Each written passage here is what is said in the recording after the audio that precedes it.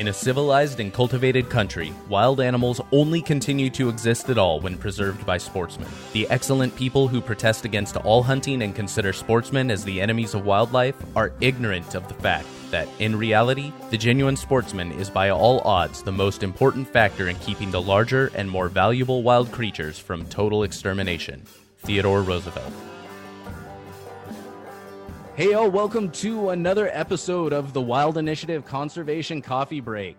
Today, I am with Joel Webster of the Teddy Roosevelt Conservation Partnership, TRCP. Joel, thanks for hopping on the line with me today. Thanks for having me, Sam. Yeah, so I kind of ambushed you the other day in the office. I was up visiting the guys over at BHA, and I was walking by. I'm like, I haven't had TRCP on yet, and so stopped in just on the off chance. I kind of figured it was a long shot. Unfortunately, you weren't able to hop on, but I'm glad we were able to at least get a little remote episode in here. Yeah, me too. I'm glad you stopped by. It was great to meet you and hear about your elk hunts, and glad to be here today. So why don't you give me just kind of a brief description of what is Teddy Roosevelt Conservation Partnership and what you do with them? Sure. So the Theodore Roosevelt Conservation Partnership is a national conservation organization. We're working to guarantee all Americans a quality place to hunt and fish. And we do that in being a partnership. There's 60 different organizations, trade associations that we work with formally. Groups like the Boone and Crockett Club, Trout Unlimited, Mule Deer Foundation, Outdoor Industry Association, the Wildlife Society, groups like that in the wildlife, hunting and fishing, conservation, outdoor recreation space. So we work with those organizations on the major conservation and access issues facing hunters and anglers today. And really the way we do that is those groups are generally interested in some issues, right? And so we work with them on issues of common interest that they're interested in, that we also are interested in, and we work on we have five primary centers, things that we focus on, like larger buckets.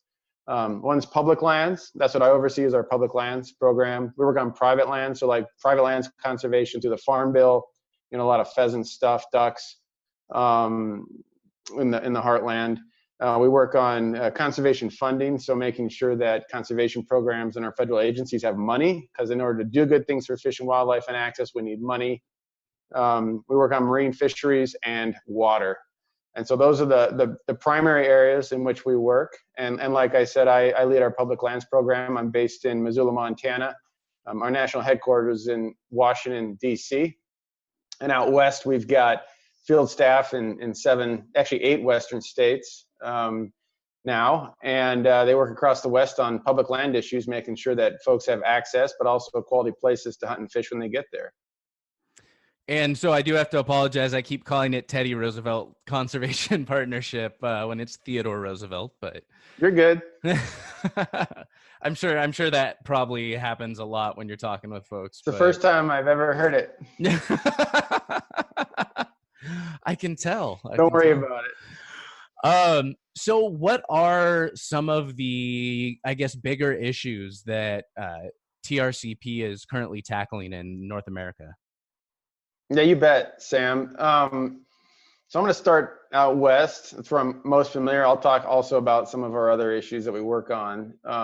But our Western team is really focused on, again, public lands. And we work on the access issue. I don't know if you saw, but in the last couple of years, we've worked with Onyx, the popular GPS mapping company, on a couple of reports that identified the acreage of landlocked public lands across the Western states, and found that over 9.5 million acres of federal land are entirely landlocked, surrounded by private land, and over 6.3 million acres of state lands are entirely landlocked. And so that's an issue we've been working on with them, helping to elevate the public's sort of understanding of this issue, as well as decision makers, and as well as helping to advance programs that can be used to unlock these lands and make more public lands accessible to hunters and anglers and other Americans. And so that's one thing that we've been working on. We work also on public lands management. And so a real important issue for us right now is big game migration. If you watch the news, you'll see here and there in recent years, GPS technologies have really improved, and wildlife management agencies have been putting collars on animals like deer and elk and pronghorn for a long time, but they've gotten to a point now where they can tell exactly where these animals are in the landscape, and so they've really been able to map them and figure out where these animals are coming and going from winter range to summer range, and they can figure out the habitats that they need to survive. I mean, animals are oftentimes crossing highways, they're getting hit by cars. If we're developing lands, if you block those migration routes, you can actually interfere with the sort of function of those habitats and decrease wildlife populations. This has a real direct impact potentially on hunting opportunities. And so that's an issue that we're working on to make sure that that there's funding for crossing structures for highways, and so wildlife can cross and not get hit by cars, but that also that the habitat in which those animals need, that those habitats are conserved. And so that's an issue that we're working on out here. We also work on forestry issues, making sure there's policies in place to conserve our best habitats, but also do some active management in places where it makes sense to improve habitat, to help make sure that we have robust, deer and elk herds. And so those are some of the things we're working on out west. Nationally, we're pretty engaged on private lands, agriculture type conservation programs, like the Conservation Reserve Program. If you go back to South Dakota, North Dakota, a lot of the programs out there that produce pheasants, other places in the Midwest, obviously, and across the country. But a lot of the habitat that's on private lands is really dependent on these programs that are voluntary. They support landowners in terms of doing good things on their lands for fish and wildlife. So that's an area that our private lands person works on. We're engaged in marine fisheries and marine fisheries management.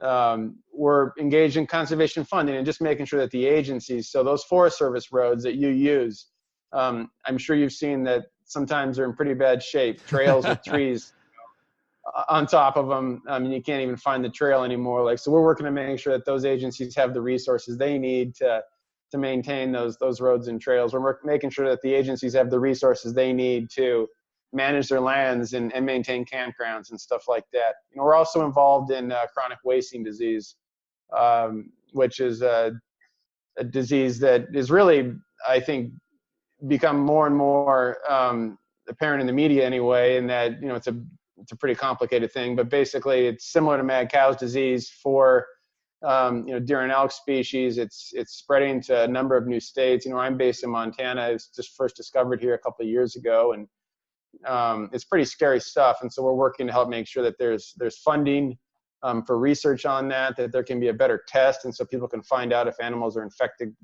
quicker. And so those are some of the issues that we're working on. So if folks wanted to find Theodore Roosevelt Conservation Partnership on the internet, where can they look? Yeah, sure. We're on all the social media channels, at the TRCP.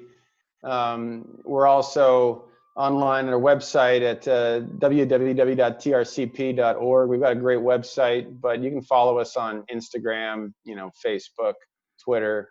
You can go directly to our website. We've also got some YouTube videos. Pretty active in all of those channels, and it's a good place to go. You can also sign up on our website for free. We have a weekly newsletter that goes out where we help sportsmen learn about the most important issues going on in the week at the federal level that affects them and that they should know about and that they should take action on. And I'll say that TRCP is really unique in that there's some groups that go move dirt. They're doing great work in terms of let's say you're putting in guzzlers for sheep or other animals. You're doing on the ground habitat work, like removing fences or supporting projects that remove trees and things like that. What we're doing is we're engaged in the policies, and so all the things that provide the funding or the structure that enable those other projects to happen. That's where we're working. And so there's stuff that's going on in DC that's going to have a direct impact on you, like an access program, a bill that could affect how public lands are managed. we've got our hands in that stuff. And so if you sign up with us, we'll keep you posted on what's going on and opportunities to weigh in. And so once people find you online, what's the best way for them to actually get involved in your mission?